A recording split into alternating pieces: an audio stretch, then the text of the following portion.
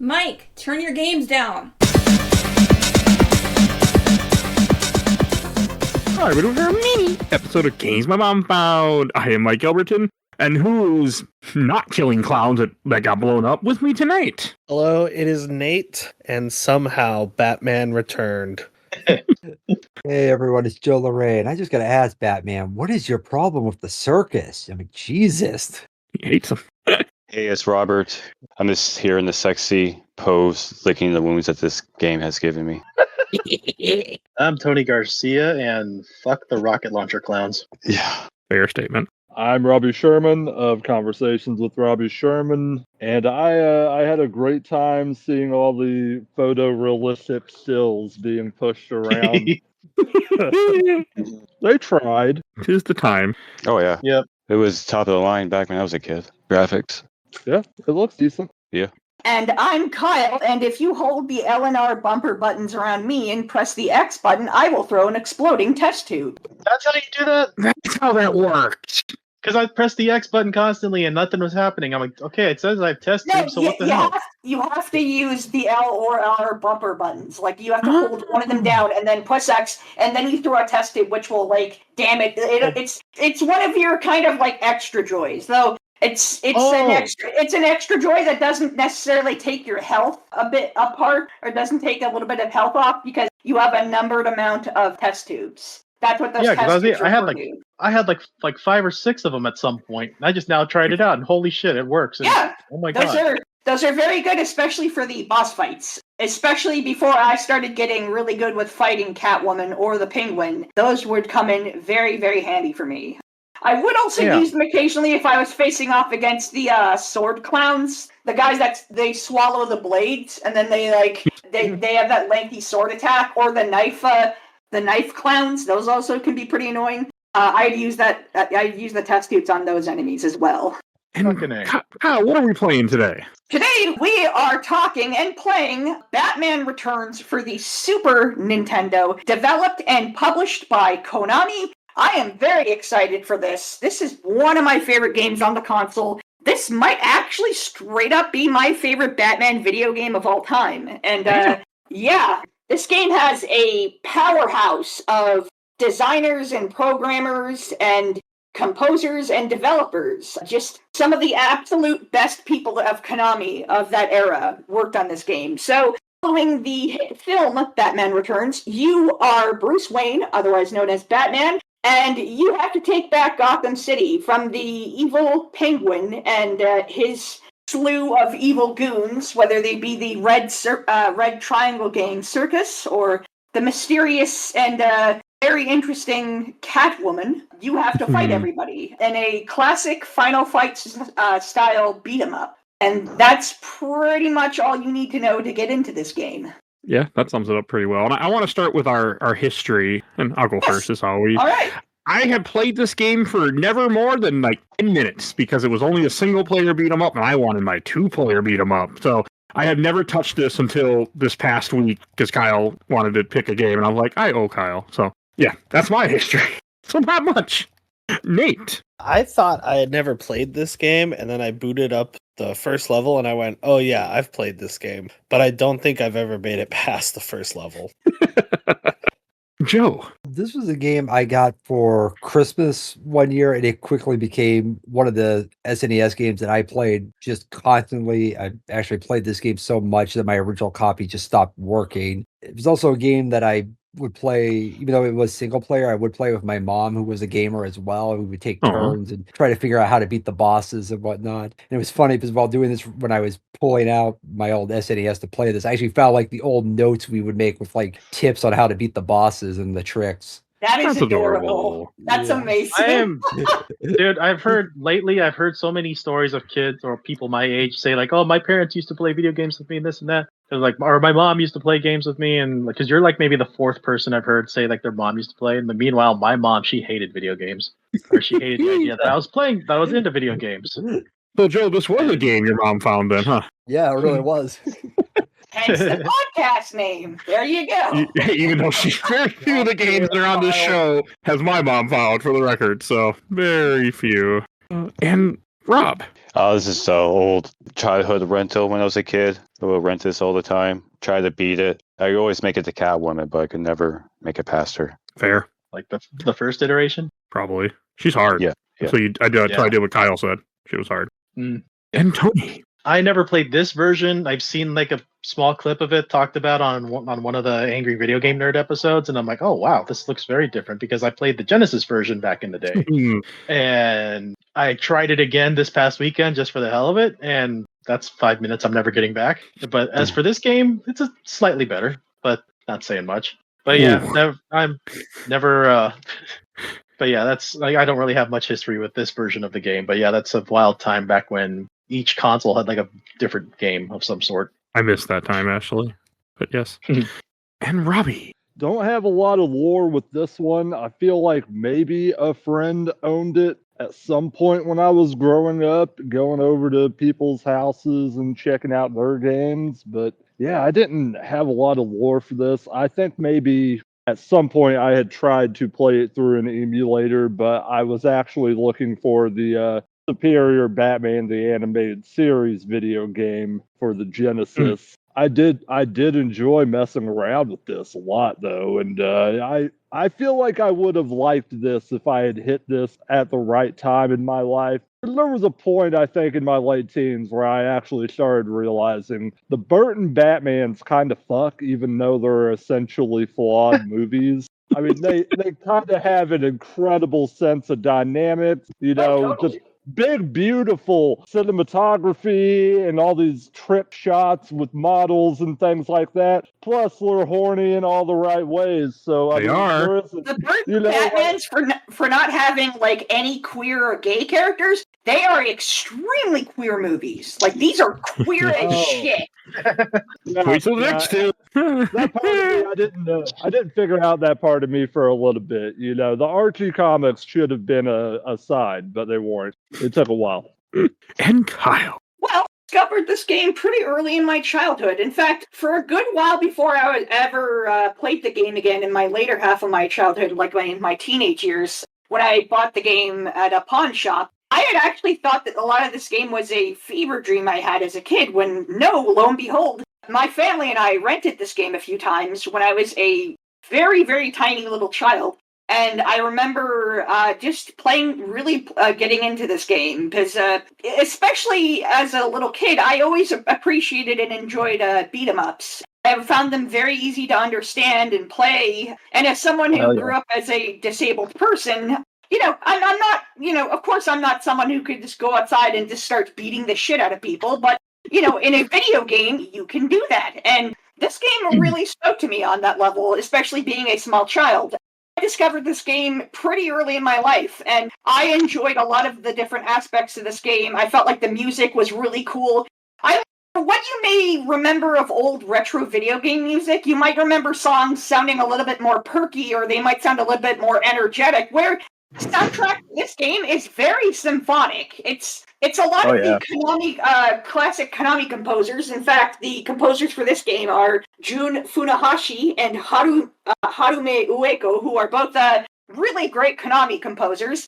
It's them doing a lot of very symphonic music for the Super Nintendo, just using a lot of these samples, what the Super Nintendo was famous for with doing sort of sampling, and just really pushing that to the extent of the console, just doing these really beautiful, like, symphonic instrumentations, and let's just make a symphony of a soundtrack for this game, and it complements the game so well of the dark, brooding atmosphere of the Tim Burton films. Yeah, this game has kind of been with me through a lot of my life, and I still remember just being very small, around 4 or 5 years old, and renting it from the video store, and just like, whoa, this is Batman! I think this game is really what, this game and the Batman the Animated Series is kind of what introduced me to Batman in general. This is what got me into Batman. That's really cool, though. Yeah, that honestly is pretty much my history of this game. A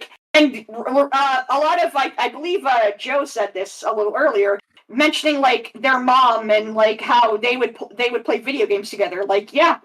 remember playing games like this or Dr. Mario with my mom, and like, yeah, like, I don't know if I'd call my mom a gamer, but she did actually play a decent amount of games, so that's pretty much my history with this game.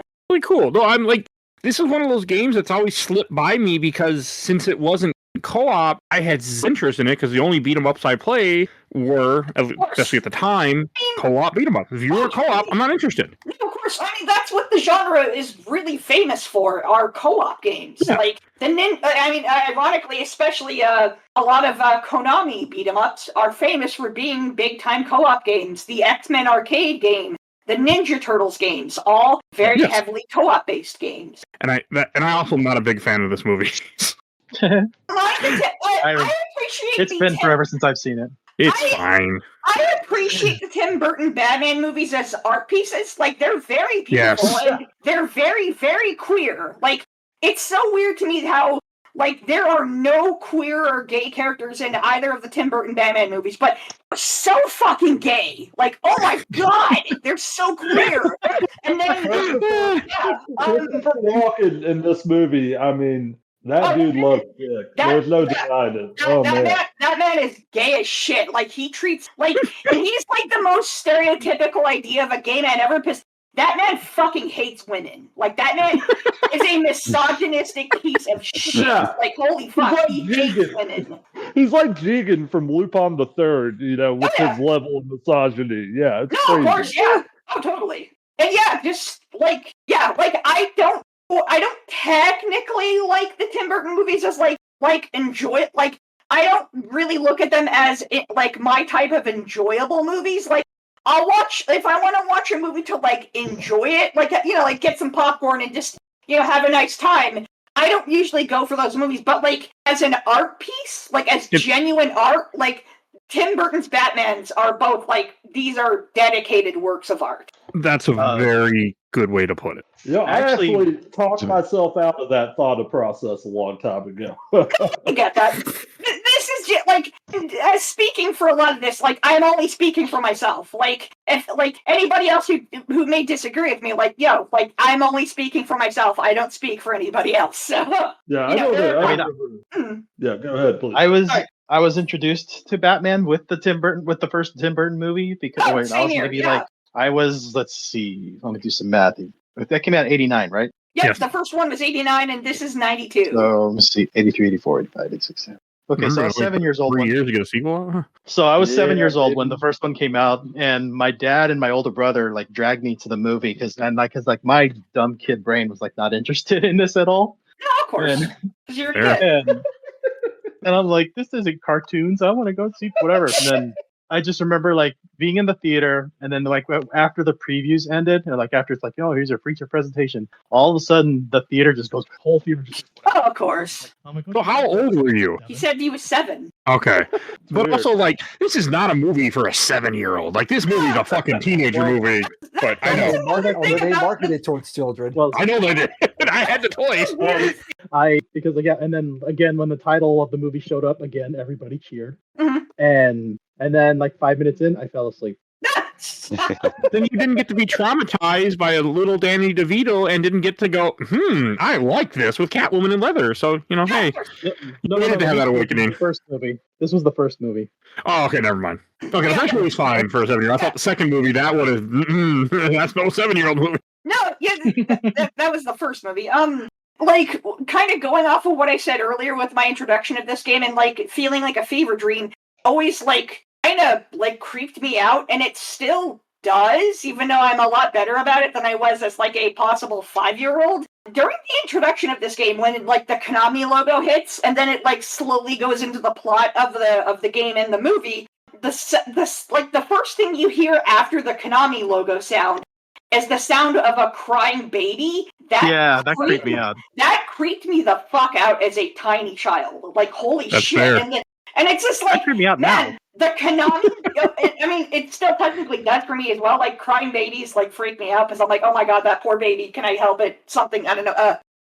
Anyways, yeah. But, like, the Konami composers and sound designers of this game, like, wow, they went hard. They just, here, let's just have the sound of this crying baby like into this video game. Like, holy shit, that's kind of fun. Well, the movie's fucked up too, so it was capturing the right feel. So hey, I mean, that's Birdman, like Batman in general can be kind of like pretty mature for like superhero stuff, but like those the Tim Burton Batman movies in general can like be careful if you're gonna show this to kids, because like there's some pretty fucking dark moments. Like, especially the second one. Just remember the penguin ripping the guy's nose off. Is that in this? Yes. Yes, it is. Matt Shrek pushing Selena Kyle out the window, that terrified me when I was a little girl. I was like, I think I did see this in the theater back then. But you weren't 7 at least, I can tell you that. Yeah. No, yeah, I think I think I did give the first movie a second chance, and then I'm like, okay, I like this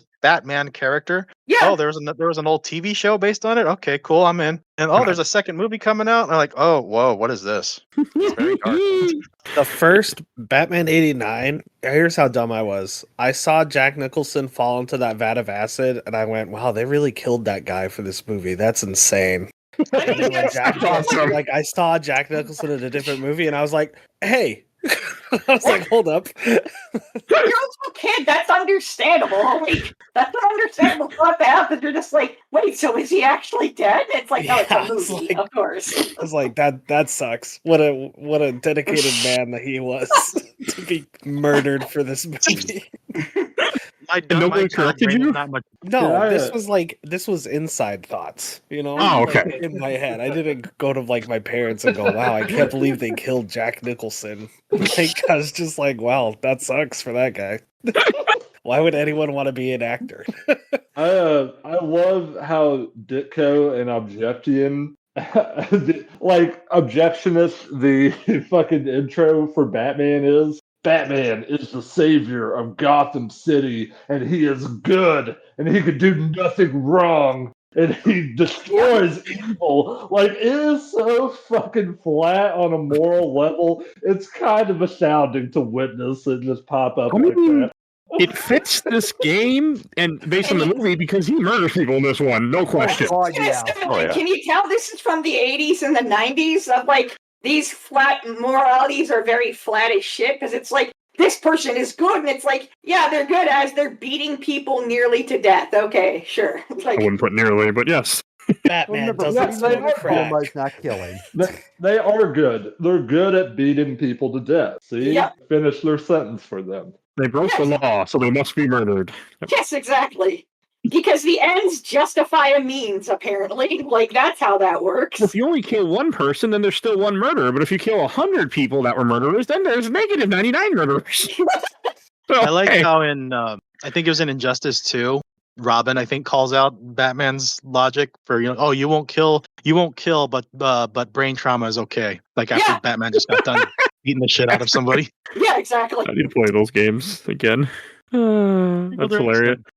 Batman Returns in our histories, just, I think this game is probably, like, I would really call out this game as, like, one of the best type of licensed video games of, absolutely. It may seem simple at first and may just, like, oh, well, it's just a beat 'em up, but, like, the more you kind of put into perspective, it's like, no, actually, they really care. It really feels like they actually gave a shit about this. This is a way better game than I expected, Kyle. Like, I came into this with no expectations. It's a beat 'em up, so you're just like, oh, it's probably just this, whatever. And then it's just, the more, like, you kind of think about it and really play it, and, like especially with our private, group chat for this episode of the podcast, it's just like, there are actually a lot more layers to this game than what it may seem. Like, especially, like, in regards to, say, the Catwoman fight. Like, it may seem like at first, like, oh, this is just impossible, but it's just like, no, but you have to do really specific things at specific times, especially when it comes to blocking. Like,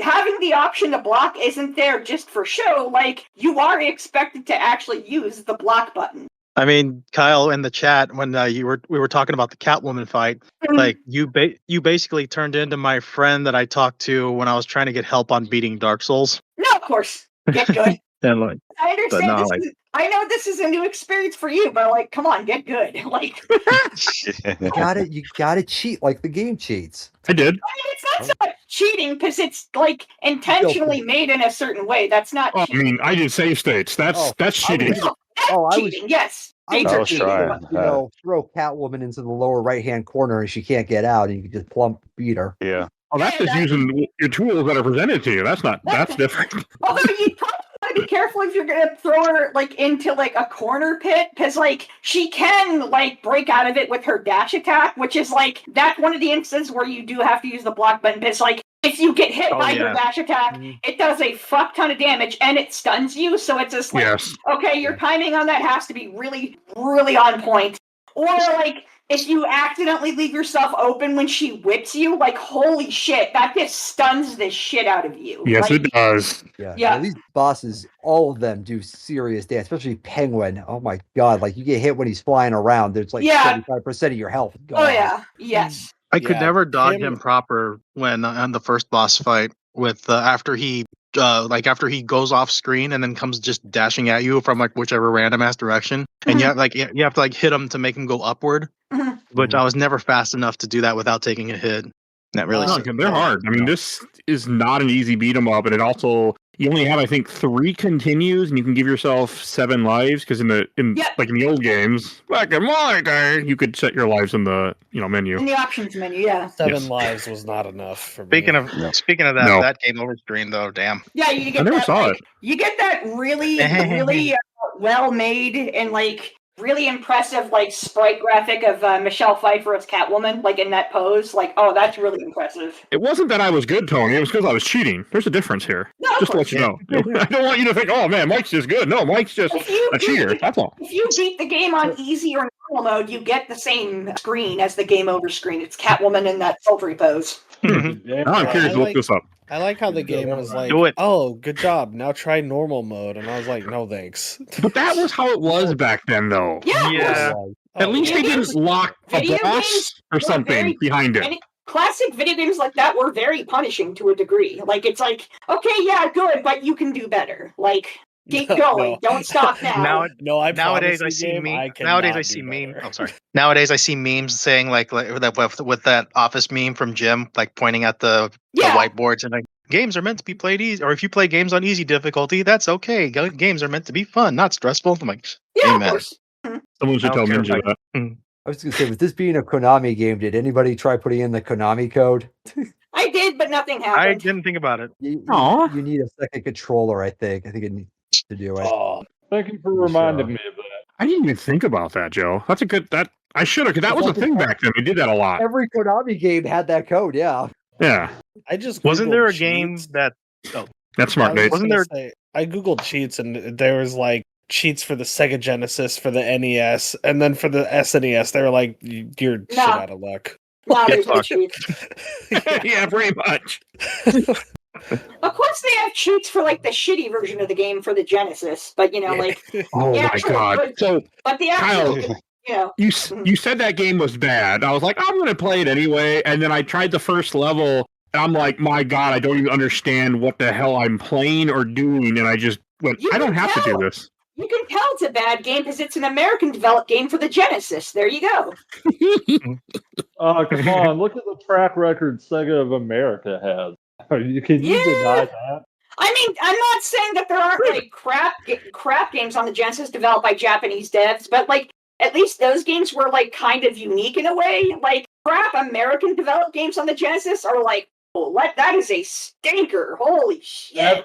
Everything I was able to find on playthroughs about the Genesis version of this game, it just seemed like absolute trash. Like the sound samples are infinitely more inferior. They're Genesis as fuck. I think probably one of some of the few like actually good American developed Genesis games are like the Road Rash games. There you go. And even half of those were like kind of developed in Europe. I was bummed because I wanted to play through it too. Because like when we do games like this for the show, I like to play the different iterations of it, so I can kind of and I'm cheating, so I'm not too concerned. And with it being hard, I was like, I just don't even understand this. And then I realized I don't even want to play this, so I just didn't It was that bad. I mean, one thing we also bring up, like with this game, is you have the Batarang, which doesn't do any damage to you, and then you have the. But it stuns enemies, which is Yes. kind of important. Like when you It's very important. I mean, it doesn't hurt you, is what I mean. Yeah, no, I mean And it doesn't hurt you because it's your device. Of course, it doesn't hurt Batman. Like, Well, the Bat Claw does. no, the bat doesn't hurt you. No, it doesn't. The back claw was hurting me on the Oh last right, level. so you're talking When you do about the kick? yeah. Yeah, the kick hurts you for some reason. Yeah, Yes. but that's an extra joy. Like anything extra joy that isn't the test tube, it like hurts you. Okay. Just like how when you do the spinning cape move, where if you punch, you push your attack and jump button together. If you do the spinning cape move, that also takes damage from you. I never did that. I didn't know it was in this game. It's an extra joy. Yeah. There's a lot in this game. The spinning cape move is just the attack button and jump button pushed together. Like it's like Final Fight. It's an extra joy. Yeah, that's normal. But I never pulled it off. I didn't know. I never hit the two buttons together. Apparently, so. Man, did you guys even play this? Holy shit! I know, that's what I'm wondering. Apparently not. The test tubes, that baffles me. I didn't know what test tubes. I didn't know you could do that. I did know you could use I mean, I did a lot of the back claw with I was like going from side to side. I don't think I really grabbed people with the back claw too much. I just swung around a lot. Yeah, I learned how to use the test tubes, and I did abuse those in stupid ways. I'm going to. Hey, they're there to be used. Yeah, I was just gonna say, there's no like, bad way to use them because that's what they're there for. They're used to if you need a breather moment when you're getting clobbered by bad guys, just fucking throw down a test tube, bam, like slams them all down. It does damage to everybody. It's a good like cleanse move. You're getting swamped. Well, the bad way is not use them like I did, and some of us did too. I had to Google it because I watched. I like my games, Joe. Harder, you know that. I was on the final boss and I was like getting my ass kicked, and I was like, I'm just gonna watch a video. And then the guy pulled out the test tube, and I was like, what was that? Yep. I Googled it. And then I reloaded like an earlier save state to get an extra test tube to use during the flying section. Because whenever Penguin would come in on the umbrella, you just throw the test tube down and it would knock him down. That is a hard fight, though. It sucked. You can And, grab without the him, too, test when tube, you- I don't think I would have been able to do What, Joe? You said you can grab him? You can grab him when he's flying. It's hard you to can. do, but you can do it. Oh, It's a very like kind of a situation where like you can do it, but you can easily fuck it up too. So like you have to be careful. Yeah. but if you played this game when you were with your mom when you were a kid, and then come back to it 30 years later, it's probably easier. Yeah. That is still so cool, Joe. I did not know that. I'm really happy that. That's I'm glad you really shared that. sweet. That's awesome. My mom didn't play games. She bought me games, but she didn't play games. My dad played games with me when I was a kid. Actually, speaking of like really subtle nuances with fighting the bosses, one of my favorite like pieces of game design in this game, like period, is when you face off against the first boss, the clown with the taser. Thing you can do right at the very beginning of the fight. You only have like a half second to do this though, so like you kind of have to like know like when to do it. But it's when the game pushes you to the boss fight, like and then you meet Selena Kyle and she's like being held hostage by the clown with the taser. If you shoot your bat grappling hook, if you shoot it against the wall, and then immediately, like as the boss fight starts, like if you shoot at the wall and then pull a piece of the wall off, that piece of the wall does damage to the clown. Like it's really quick. You have like a millisecond to do this. Like if you look up like professional speedruns of this game on like YouTube or any like video sites like that, like some of the people that run this game do that. It's extremely tight. So like don't worry if you don't get it on your first chance. Like it's just something you have to practice. Like yeah, when the boss fight starts and like right as the music starts, basically just you have your grappling hook, shoot the grappling hook against the wall, and then where the clown with the taser is standing against the wall, pull out your grappling hook, pull it out of the wall, and like I said, the piece of the wall hits the clown, does damage, and it's just like, I love that bit of game design so much. It's like, holy shit, that's such a nice reward. Like, if you're paying attention, like, it really rewards you for paying attention. It's just like, hey, do you notice that? Well, then do that again. Bam, done. Like, that gives you extra damage to him. It's like, that's really awesome. Thank you, game. Well, I mean, there's something about the old beat 'em ups from this era where you just like the second boss, you're just standing there reading a newspaper in the background. You're like, yeah, he's gonna be a boss here. Like, I miss those days. And that's something like I appreciate about beat 'em ups, where I feel like people really like to underestimate beat 'em ups, where it's like, Oh yeah, they do. it's all this bashing buttons. Like, no, if you're fucking paying attention to shit, you're gonna notice some really cool background details, and you'll notice that they predict parts of the fight, or you'll notice that, like, if you're paying attention to the controls, they'll have very specific, like, moments with the controls, where, like, if your beat 'em up gives you a block button, that's not for show. They want you to actually use it. You just have to use it at very specific times. Or, like, if your beat 'em up has a counter button, like, say, Super Double Dragon for the Super Nintendo, like, they want... Hey, shut the fuck up. I like that game. It's not a bad thing. I just the fact that I didn't think you mentioned it. That's all. I thought you were saying bleh, like, oh, that game. No, I like that game. No, okay, sorry, my bad. I take that back. I'm just like, you have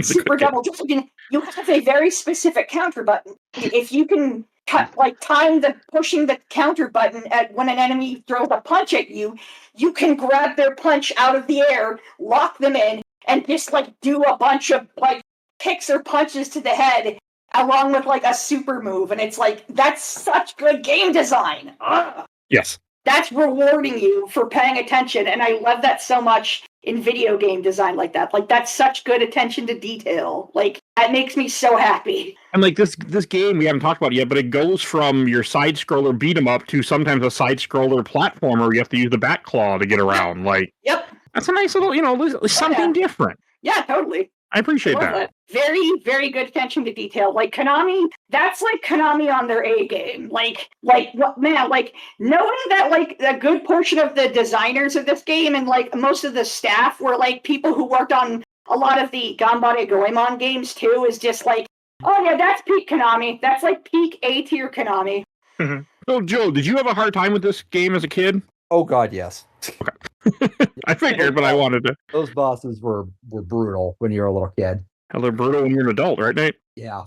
I think the only boss I would say is kind of easy is the train boss with the machine gun at the end. He's really easy to time out. It's just like you have to pay like really close attention to him, because like if you're not, like, he can easily gun you down and like take like good chunks of your life away, but you just have to like get into a very specific pattern with him. Like and since he gets faster, the less hit points he gets.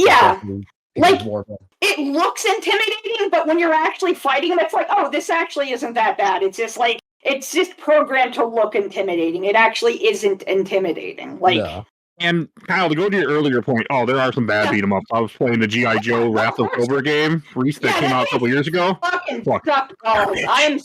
I was so disappointed by that game. Like, same. Wow, this is a game that really wants to be Shredder's Revenge, and it learned none of the lessons from Shredder's Revenge, and actually being a good game. It learned how to jump on their bandwagon and get some money and make a shit game. That's all. It did learn that. Shredder's Revenge, right, guys? That game is awesome. Look at the retro graphics. Look at the gameplay, and it's co-op. And it's I love it. A co-op beat-up, and it's like, oh, this game did not learn any of the lessons that Shredder's Revenge like planned out. The G.I. Joe game is awful. Yeah, it's really sad. I am so bummed. Don't play it. Don't buy it, at least. You get it for free, play it, but don't buy it. Yeah, steal it. Don't give that game any money, because it fucking sucks and it's lazy as hell. And the DLC is never coming. So it had DLC. It was supposed to have 2 other characters, and they announced it, but they went, "Nah, we're good. We're not spending more money on this game." So, yeah. I did it for the show a couple months ago. It was very bad. That's not how DLC should work. You make a good game first, and then I'll consider getting DLC. They didn't even release it. They just never finished it because they lost money because the studio just didn't want to pay them anymore. So. Yep.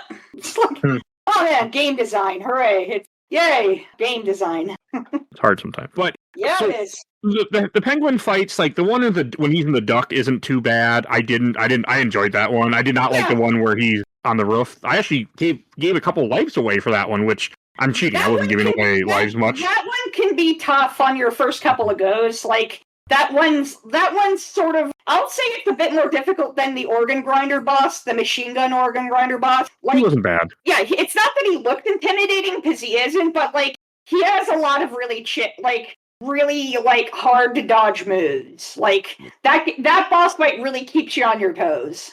So Nate, I have an important question for you. Were there any forklifts in this game? No. No, you look. I'm always. The I'm duck always doesn't looking. count? No, for pallet jacks. Yeah. Oh, I said it wrong, didn't I? Oops. Yeah. I said That's forklifts. okay, Mike. I should know better. What am I doing? Yeah, I'm greatly offended. Damn it, Mike. Look what you did. Oh, he already paid attention to it. Not like I reminded him. He knew. Because that's one of his things. No pallet jack in this game. Not even a whiff. There's not even like a handle in the background. Hey, nobody's moving pallets. They're too busy running from the circus gang. That's because pallet jacks weren't invented until 2017. That's when the video games were like, we should put them in there. Yeah, exactly. There you go. There's also It's no because platinum trophy. Because of you, I have a more of appreciation for the pallet jacks at my work now. That's funny. Hey, when I used to work in a factory, I'd appreciate them too, because I sure as hell wasn't moving the shit by hand. So, hey. Yeah. I have a great appreciation at for my them old as well. warehouse. At my old warehouse, we had one pallet jack that was electric, and right off the bat in big letters, it says "Do not ride." Yeah, no kidding. Yeah. You don't mess Yeah. around with that type of equipment; it will get somebody killed. You have to be careful. Yeah, we had to do annual training on that at Walmart. It's just safety training. Don't do this. Don't do that with them. Don't race them. Yeah. Oh God, don't waste them. Jesus Christ. When I worked at a printing company back in like 2009, there was a guy carrying a load who was a temp worker, and they had a wall, and he decided that he didn't like that wall and took it down. And he wasn't there the next day anymore. He crashed it, got out, and just left, and never came back. He's like, "Oh, I'm done with this job. I ain't working here anymore." He knew. He was like, I'm getting fired for this. And I mean, yeah. So I mean, he had a load. I mean, it wasn't like there was a doorway, but he had to load up too high. So he hit the ceiling and took out the ceiling. So after that, the wall or the doorway was now hugely open because they never bothered to. They just made it open after his customization he did. Oh, it was pretty funny. I forgot about that. Thank you. You reminded me of an old story. Oh, one thing in this game that is really dark because I'm watching a Let's Play is when after you save the girl, you think they just throw her off the roof anyway. Yeah, she dies in the movie, so why not die in the game? Which is But wow, that's amazing for a video game to highlight that. Like, oh yeah, she fucking dies. Jesus.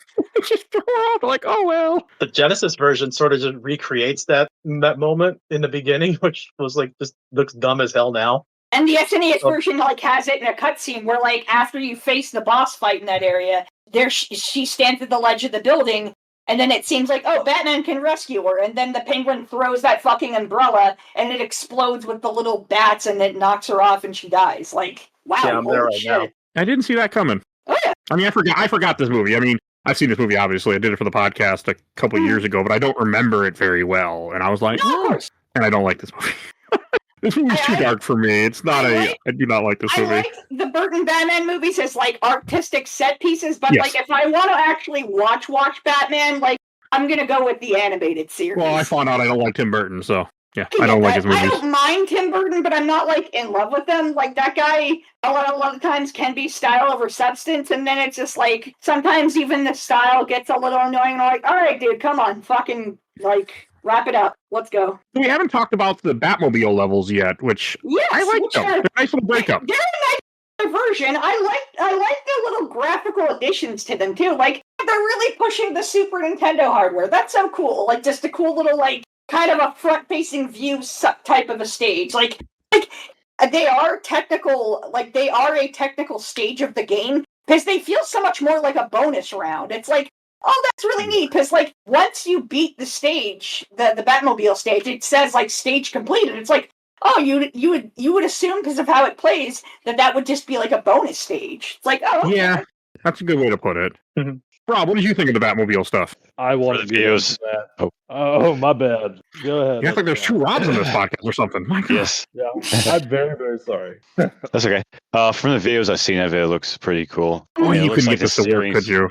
I couldn't get that far, no. Okay, no, that's fair. This game's hard as fuck, so I get it. Oh yeah, but from it I looks used like to play the a lot- steering was a little tight or something. It wasn't bad, actually. Yeah, it wasn't. It's fine. It was pretty the good. controls, I just wish you could controls hold are the pretty buttons to your projectiles. the controls are pretty solid in that segment.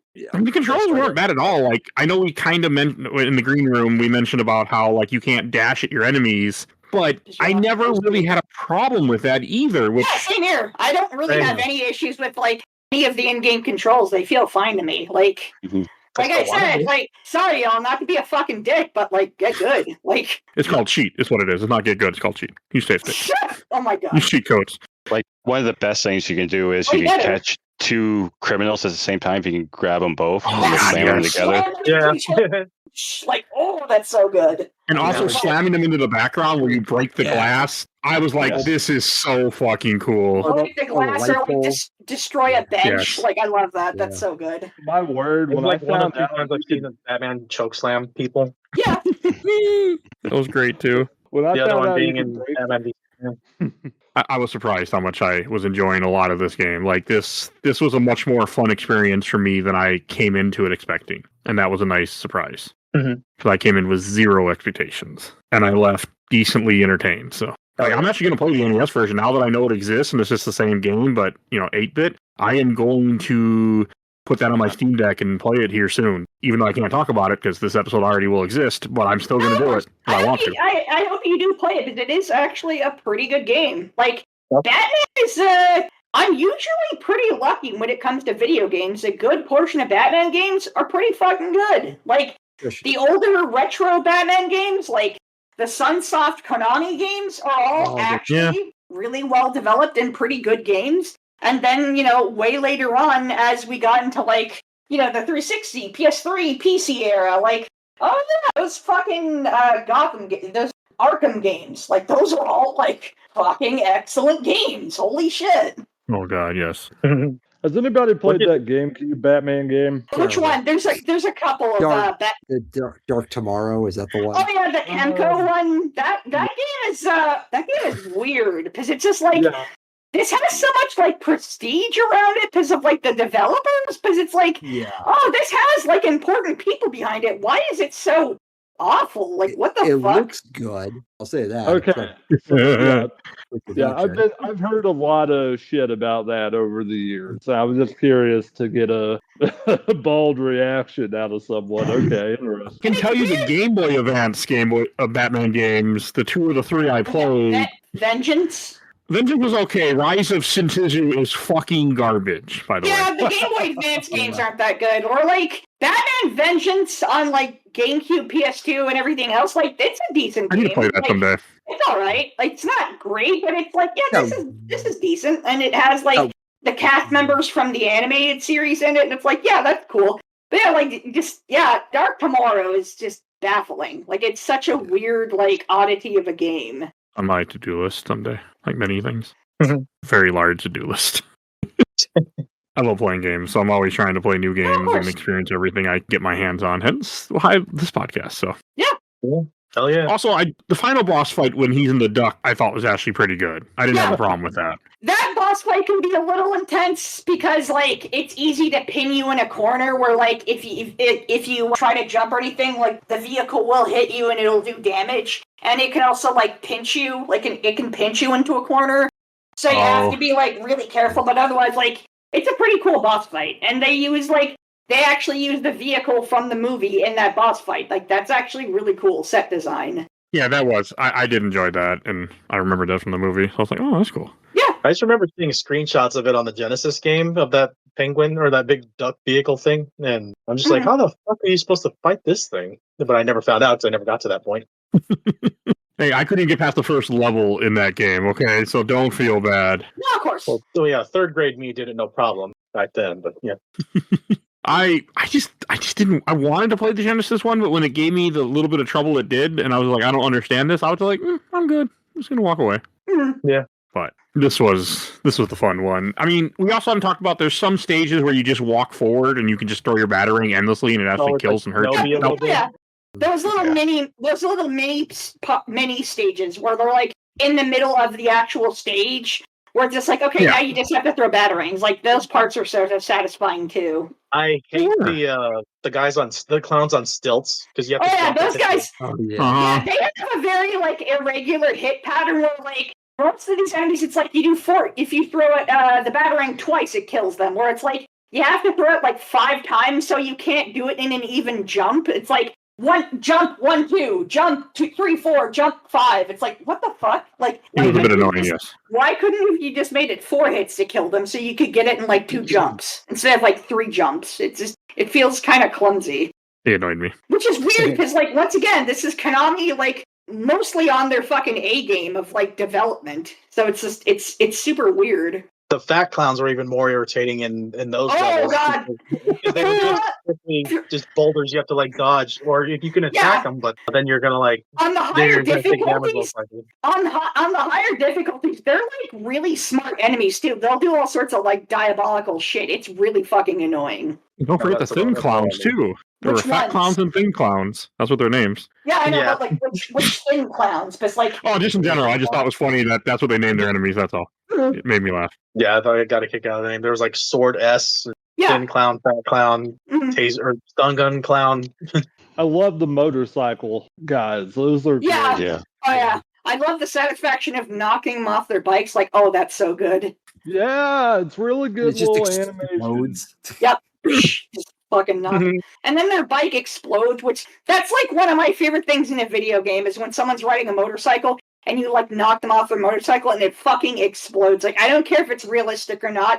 I don't give a shit. I want that to happen. Like, fuck that. Make it fucking explode. It's a video Like, game. We're not here for realism, okay? yeah, It's fine. exactly. Like, it's like I don't care if like I haven't touched the bike at all after kicking someone off of it. Make it fucking explode. But also, don't make it that it can hurt me in the explosion, because that's also bullshit. Like, make it fucking explode, because that's cool as shit, and it's satisfying. It's like, ha, fuck you, biker guy, now your bike fucking destroyed. You know what's funny is in Streets of Rage 2, I think it was, if there was enemies with motorcycles, the explosion of the motorcycle has a health bar for like half a second that shows up on the screen. That's awesome. I love that. This is also a good retelling of the movie in a very truncated and mass murder way, but it's still a good, like, I mean, I was a little surprised that it was actually a decent truncated, like, here's the movie in a nutshell, and here's the parts that matter. Except, no, Christopher Walken, that was the only part that was missing. He's not in this game, really. Yeah, he isn't, unfortunately. Maybe they had to pay him, they're like, I doubt it. A lot of that stuff was pretty, like, wild when it came to, like, things like that. Like, I don't think they really cared about, like, copyright stuff unless it was, like, if it's related to the license, I think they can just do anything. Like, it was a lot more of the Wild West back then. Yeah, I mean, look at Earthbound. That music in that game sounds awfully familiar sometimes. Yeah. I mean, Yeah, look at Street... I never played it. So. It sounds like a Beatles song. I mean, look at Street Fighter 2 and Fighter's history. Like, Data East was like, hey, we're going to do Street Fighter 2. And Capcom was like, oh, fuck no, we're going to sue. That was the time. But I was just thinking about that. I mean, it could have been they just didn't want him in there because he's just a normal character. So, like, we don't need of course, him. yeah. Which I'm not really complaining about, for the record. I don't really care for Christopher Walken that much. Especially, I don't need him in my video game. Has Christopher Walken ever been in a video game? I'm sure. Like his likeness or voice or whatever? Oh, man, I'm not sure at all. Oh, he was in that FMV game for the PC, Hell. Like, he's in that, and it's, like, weird. Or, no, not Hell. Ripper, thank you, sorry. Like, he is in an FMV game, and, like, his line delivery in that is, like, so good. Especially that one famous line he has from the game. This guy is unfucking believable. Like, man, that's such a line read. But you gotta say it in his voice. This guy is unfucking believable. I don't know. No. That was a terrible Walken impression. Come on, you can do that. This guy is unfucking believable. Like, that's a Walken impression. I don't like him, so I don't see any of his movies. Apparently. Is there a possibility that he's part of the Spider-Man game that came out with the first movie? I'm not sure. Google will tell you. I don't know. He was in True Crime, if anyone remembers those games. Weird. Oh, yeah. He was. He was in, like, the first one, I believe. What? True Crime in Los Angeles? My brother played that game, and I was watching him for a bit, and I'm like, oh, Christopher Walken? Damn. Yeah, I did play. I played the first one a couple of times myself. I didn't play the New York game. So, is True Crime Los Angeles the video game that involves true crime in the setting of Los Angeles? Yes. What? Unfortunately, all true, yes. Okay, thank you. He's playing the Robbie True Crime Los Unusual. Angeles was basically just a GTA clone. Like, that's what that game was. A bad one. Yeah, it's pretty egregious. Like, Was there any good ones? Don't know. I'm sure there were. That's a good question.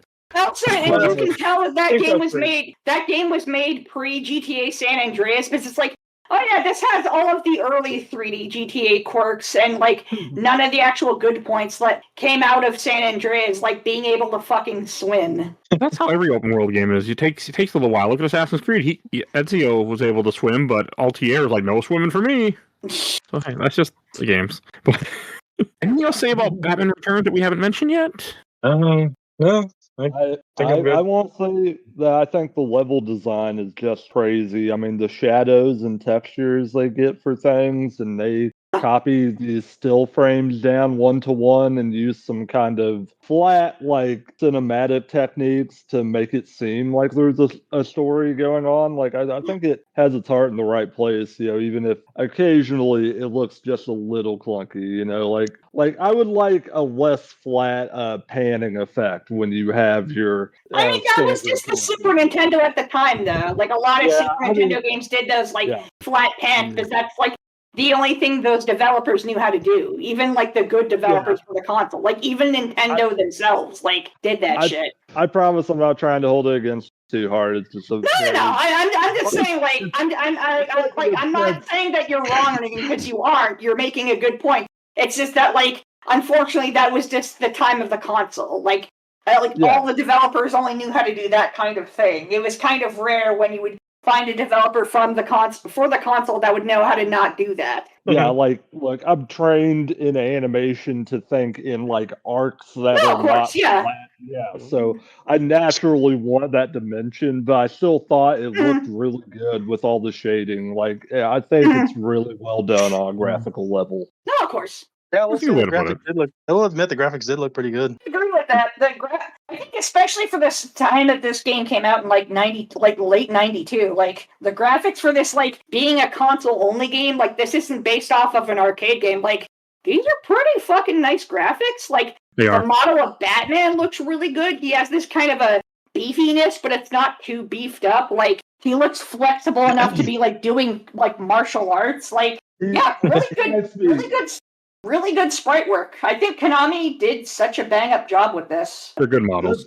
This Batman model makes me think of my movie graphic novel for the first movie, because in that they kind of take Michael Keaton and they make him just a little more daring in the way an actual comic book Batman is. And something about having the graphic novel of the Nicholson Joker makes it seem like more hideous and a little more intense than I think the actual Joker performance is. Which, don't get me wrong, it's a decent performance, but it's Jack Nicholson and it's got a lot of his traits in it. So I never. Hey, he gave his life for that role, Robbie. Give him respect. He fell in that pot of acid, really. Well, either way, like just having it in that more comic book form kind of brings a level of impact to it that it doesn't have otherwise. Yeah. I love that story, Nate, by the way. I love that your child brain thought that.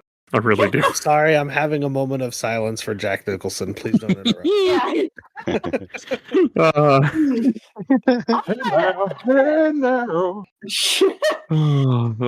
That's just great. I mean, I get it. When we're kids, we just don't know, and if nobody, Yeah, of course. That's what child brains kind of do with that type of situation. Then Batman was my moral compass. I was like, well, I'm not going to commit any fucking crimes because I'm not getting thrown in a vat of acid. Yeah. So, hey, if that's your incentive, hey, nothing wrong with that. That and the fear of God. I mean, that's a different thing altogether, but yes. I never had either of those. It's hilarious. My final thoughts. I really love this game, and I understand that from my perspective, it sounds like I have a lot of rose-colored glasses. But I think this game is such a solid such a well-developed and rock-solid beat 'em up, especially for its time. I think Konami put a lot of layers into this game too. Especially for being a licensed video game. When in certain cases, a licensed game's kind of a quick and easy buck where there really isn't any competence to the development or, good quality to the development. I think this is one of the better ones from that era of, just good licensed video games. And, it's funny because I know Mike pointed this out too, and it's like, Mike, you have such a good point to this game where it's like, it is unfortunately a one-player only beat 'em up, but it's like, I think even with that against it, though, it still manages to be like, wow, this is still actually damn good. Like It was. it has that fault against it, and it still manages to like actually be good. I think this game is so worth the time of being played. If you like beat ups and you still haven't played this game, give it a shot. There's a lot of really charming Konami-isms in this game, especially from the developer and like programmer and sound designers of the behind the scenes work of the behind the credits for this game. There's a lot of like really important Konami people who worked on this game. And it's worth it to play through this game. It's play through this, give the NES game a shot of Batman Returns. Konami knew what they were doing with Batman. Not every company got to say that. So hey. 100% agree. All right. Yeah. Any last thoughts anyone else wants to say before we go to Shelf Stacker Box? I mean, this is like my first time playing this game because of this show. And yeah, like I said, it was quite the learning experience. And I feel like I did miss out, but I was a Genesis kid back then and not by choice. But that's a different conversation. And so yeah, I'm impressed at how it looks even today. And there's just like, I don't know, something about it has like a special charm to it. Although it's not my favorite retro game to come back to, it's something I still respect. But right. Yeah, like I don't know if I'm ever going to play it again after this. I'm not going to. I still enjoyed it, but that's nothing wrong with that. I mean, this is a game that unless it's something that means a lot to you, like makes sense. You play it, you enjoyed it, you got to see it, and you move on to all the other amazing games that are out there. That's all. All right, let's go to Shelf Stacker Box. And Joe, why don't you lead us in, please? Yeah, this is easily a shelf here. And like similar to Kyle, I probably am looking at this through rose tinted glasses, but I do think this game holds up incredibly well. I think it is one of the best licensed games on the console, especially like so many terrible licensed games, like the Tick game, for example, which is similar to this, which is god awful. But I think this is just one of the top tier Batman games. It's also, I think, just one of the best beat 'em ups on the system. I put it right up there with Turtles in Time and like X-Men Mutant Apocalypse. It is that good, and everyone should play this game at least once. You won't regret it. Never played Mutant Apocalypse. You should. That game is amazing. Mutant Apocalypse is so fucking good. Like Capcom, especially during that era, was also really cooking. Like, and it's funny because that game is also like a console exclusive game. It's not based off of like an arcade version of the game. Like, it's its own game, and it's like, oh, this is also like, holy shit, this is really well made and competent. It is. And it's also on the podcast. Only on the SNES. This version of it. I mean, there's the NES and Genesis, or even Batman Returns. If you're talking about whoever I forgot what we just mentioned. Mutant Apocalypse open on the SNES. Mutant Apocalypse, yeah. It's only on the Super Nintendo. Like, yes. Mutant Apocalypse is only on SNES. Although the Genesis does have the X-Men 2, the Clone Wars, and that's a really good game too. That's what I've heard. That one I didn't get to play too much of. Although I just found it weird. It's the one time where the game just drops you into the game, like when you turn it on. Yes, I actually love that intro. Yeah. No Sega logo. It picks a character for you, and if you don't like that character, either you hit reset or just deal with it. Yep. Need to play that someday. And Tony, where would you put this Shelf Stacker Box? Yeah, I'll probably just I'm just cut to the chase. I'm just gonna put it in a box. Okay.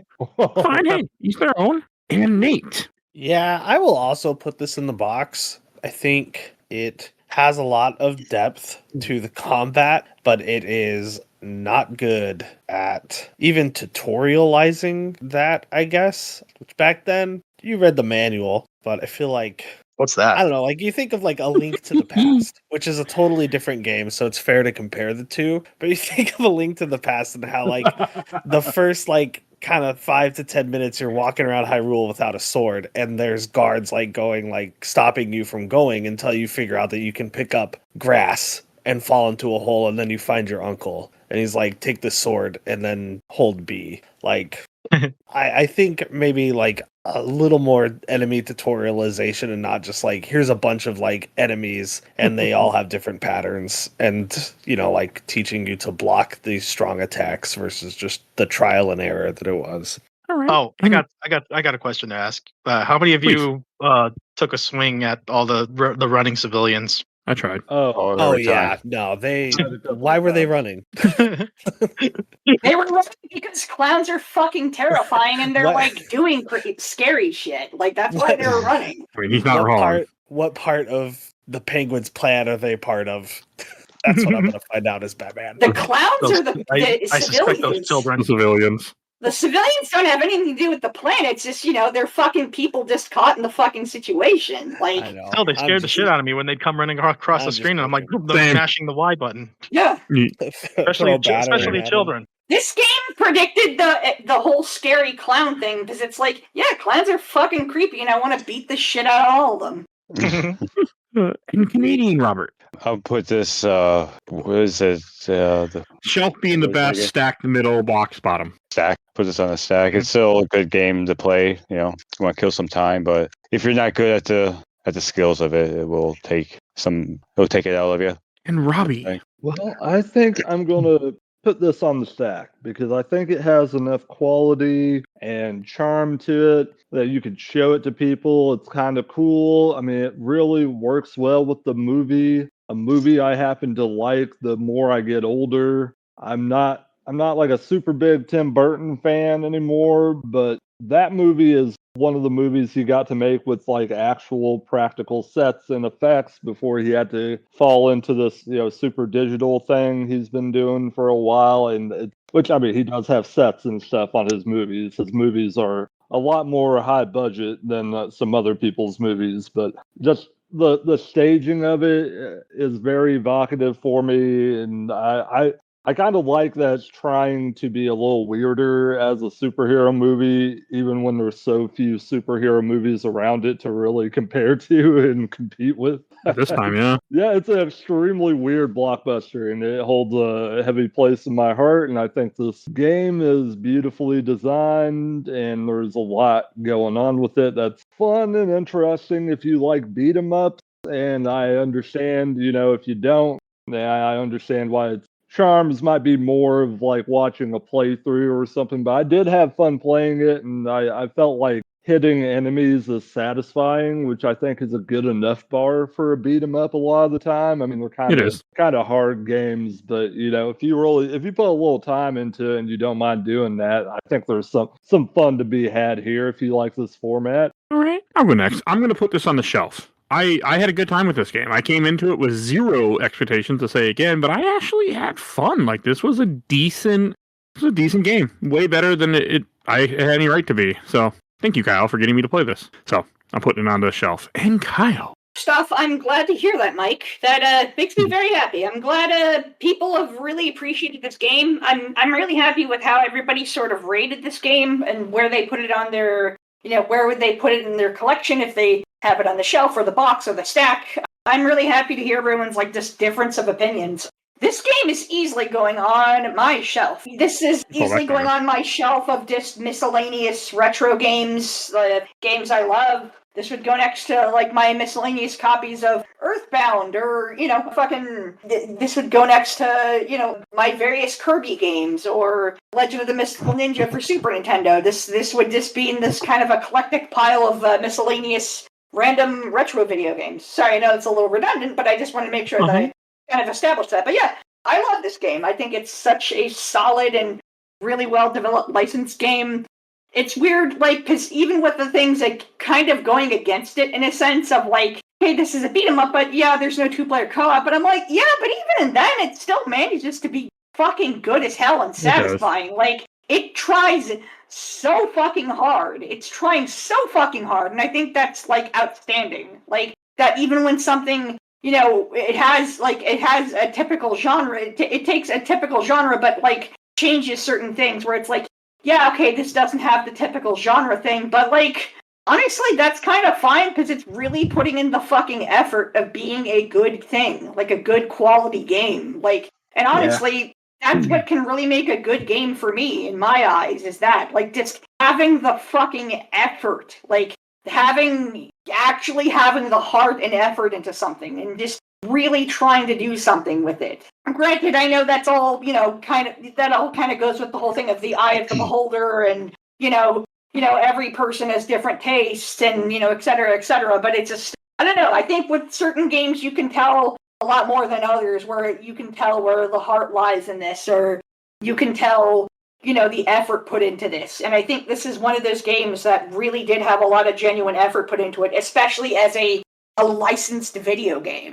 I love this game, and I'm happy I'm so happy I got to share my thoughts, with the audience who may listen to this episode, but I'm happy I got to share my thoughts with everyone here. Like, I'm so happy that we could round up, so many different people, and we could all just, share our thoughts and just really dive into this and just, put on our gloves and deep into it. I love that type of shit. This, this is what I like about podcasting in general. Just the shared experiences and just how do we feel? Not so how do we feel, but how does each one of us feel about something? Yep. Amen. Hell yeah. Good way to put it. Thank you. All right, let's go to plugs. Robert, where can people find you at? You can find me on Facebook, Instagram, and TikTok on Windsor Ghostbusters. Tony. I am currently helping out a friend's Resident Evil group on Discord called Resident Evil Family. Small group still, but still a lot of fun, a lot of positive people there. Right, neat. Hello. While this game featured no pallet jacks, you can find out what games do have pallet jacks in them by going to bluesky.social and looking up at palletjackingames.bsky.social. And you'll see that I do share some pallet jack photos. I have a whole bunch from James Bond First Light. They shout out IOI. First video game trailer where the main character used a pallet jack in the game and hid behind cover while moving, and I was like, game of the year. I do really want to play that game. And Kyle. Well, you can find me on my very own podcast at the Unidentified Flying Obsession Podcast. You can find that wherever you get your podcast, and if for some reason you can't find it, let me know and I will hook you up. And you can find me and my random bullshit musings on Blue Sky at chibiufo.bsky.social. Once again, that's at chibiufo.bsky.social. And once again, for the podcast, folks, it is the Unidentified Flying Obsession Podcast, or the UFO Podcast. And Robbie. Yeah, everybody can find me on the Internet Archive, Spotify, and Apple. Conversations with Robbie Sherman. Big 5-year anniversary coming up. We're going to be doing full 5-year anniversary special with my friend Dustin, who runs the Best of Trek, Worst of Trek YouTube channel, and we're going to be covering Batman: Mask of the Phantasm. Great movie. Yeah, I got an episode coming out with Zach Hughes tomorrow. Today is the 8th, so it'll be out tomorrow night, the 9th. People hear this, but yes. Yeah, it'll be a minute before you, but everyone will know where it's A at. month. Yes. Yeah, they get to be time travelers and experience. Well, actually, Patreon will get this sooner whenever I get it done, but not that it won't be tomorrow. I tell you that much. So. Well, I guess it doesn't matter. Please look me up. Internet Archive, Spotify, Apple. If you don't want to use Spotify or Apple, that's why the Internet Archive is there. I'm going to be uploading more episodes to that. I got some new equipment, so I'm going to be kind of remastering some old ones, getting rid of some noise on some things. So please look me up. Conversation with Robbie Sherman. 5 years of Robbie Sherman. Been a pleasure. Right, and if I got everybody right, I'll edit this out, but I can't remember. Okay, I don't think I missed anybody. All right. If you enjoyed this episode, there are over 1,000 other episodes of this podcast. We do movies, TV shows, video games, comics, all sorts of content. If you want to hear the rest of our Batman episodes, there are a shit ton. They will be in the show notes, so check that out. If you want to support the show, we do have a Patreon. A little $1 vote in our Patreon polls. We have 2 polls a month, and you get access to episodes early. Like most of these side episodes come out a month. I record a month ahead of time because that's how I do my math. But if you are a patron, they come up as soon as I get done editing, which is usually within a week of them being recorded. So you get them early, and they still come out on the regular feed because I won't lock anything behind a paywall because I don't like that. So check that out. And if you donate $10 or more, I'll plug your podcast YouTube every episode I make during that month, and those plugs never go away. And people always download old episodes. Like these lovely people, Phoebe Stanton, the Let's Play Princess on YouTube and Twitch. Check out her podcast, Nerds and Broadcast. Check out Zach's show, absolutely the best podcast of work in progress. They talk about the MC movies and are currently doing the Alien Predator franchise. And also check out A Game Rogues F40 with Bill Tucker and his new podcast, Carrying My Cross. And also want to give a shout out to my awesome intro and outro creators, Helena at Hell Has Free. You can follow her on TikTok and Instagram. And please join our Discord. If you want to be on the show, you want to suggest things for the show, join the Discord. You'll see a link in the show notes for that. We're always happy to have new people join us, lurk. It's a cool group to be, so join it. And also please follow us on Facebook, Instagram, Threads, Blue Sky, YouTube, audio only, and rate and review wherever you get your podcast. I think that's everything I need to say, so we will see you guys all next time. Bye, everybody. Later. Take care, everybody. Bye bye. I am the knight.